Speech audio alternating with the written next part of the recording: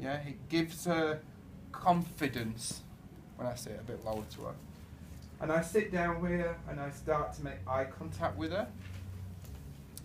And I ask one question. Can anybody guess what that question is? Sorry? Sorry? Sorry? Can you shout it out really loud for me? Louder. Go on, shout that first word out really loud. How? How? How? Oh my God. I want to marry you. I think you're amazing. Do you know what? In all the years that I've never had somebody that's given me the answer straight away like that, so thank you so much. I asked one simple question. How do you want your hair today? How do you want your hair today? You remember yesterday when I was introducing myself and I said when I was at school I was crap, and every report that went on to my parents said Andrew would be a great scholar if only he stopped talking. The thing I've had to realise and learn how to do is when I ask her how she wants her hair, I have to shut my mouth and let her tell me. Yeah, and it's hard. It's really hard for us as hairdressers, because usually we stand up and we start pulling her hair and stretching her hair. Now, in a consultation, why would I stand behind somebody and put a barrier between me and her, and then another barrier, a mirror, where I'm looking at a reflection? I'm not even looking at the real thing, I'm looking at a reflection. Yeah, so I always start my consultation here, where we're more together and there's no barrier. Yeah. Why on earth would I start touching her hair? It's filthy to start off. She had a late night last night. No. Why would I start touching her hair? I can see her hair, and yet hairdressers, they walk. So how would you like your hair today? And kind of start touching the hair, like, and I just find it weirdest thing to do. Why? You can see what they're. You don't need to. It's not giving you any information. Why are you touching it? It's not giving you any information at all. So how do you want your hair today? And then I'll let her tell me. Often, clients don't have to tell you; they start showing you. So if she starts doing this, you know what haircut you're doing, don't you? Yeah? If she does this, she does that, if she does that, if she does that, if she does that, if she shows you, you know where she's going with it. Yeah? Sometimes, you've probably experienced this, I get it quite a lot, because I'm on television and stuff like that, and I do makeovers in the press and things. Clients come to me, and I'll say, how do you want your hair today? And they'll go, oh, I don't know, that's why I've come to you. Yeah? And you've probably had that happen to you as well. Okay? One very simple way to answer that. How do you want your hair today? Yeah? And sometimes I find myself asking it 3-4 times. I might have to change the tonality of my voice. I might have to change the way that I say it slightly. But she will be empowered if I let her tell me, and she will always tell me. She will always show me. She does know what she wants today. Give her the opportunity. So similar to the situation with the member of staff earlier that we talked about as well. Give them the opportunity. Yeah? So once I've said, how do you want your hair today? And she's gone like that, and I've gone, okay, that's great. That's when I stand up and I come behind her and I say, that's great, I'd love to do that for you, but have you thought about this and this and this and this and this and that? And I start kind of pushing the hair around and moving it in a different direction. And you can see her kind of going, oh, that's interesting. Or she says no. And remember the word no, what do? We give her more information so she knows more about what we're talking about. So she's got knowledge to empower her to say yes.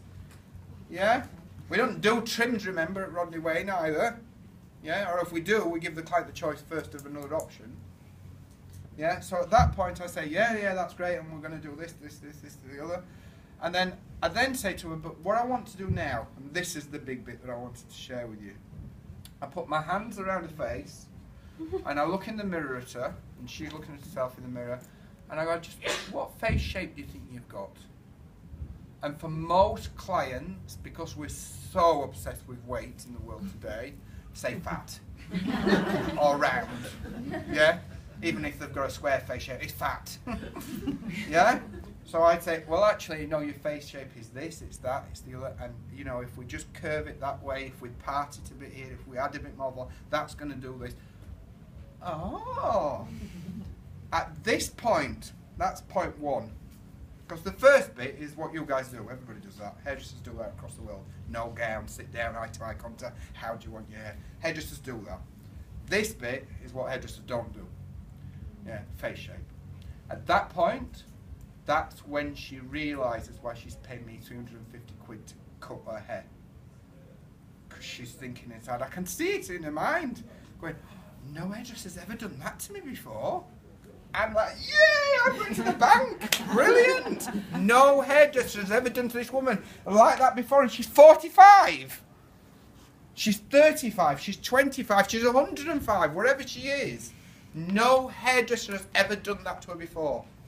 Talked about the one thing that we learnt as hairdressers almost in week 1. Face shapes. Yeah, and we don't bloody use that information. We don't share it. We don't give it. Our response ability. You have that ability. You decide every single client how you respond to it. So at this point, I've got her reaching out my hands. I'm going on holiday soon. I'm buying new Gucci loafers, definitely. Yeah. Then I take it a step further. And then give her the back mirror. You pretend that's a back mirror. And I turn around. Good job, I went to the gym this morning.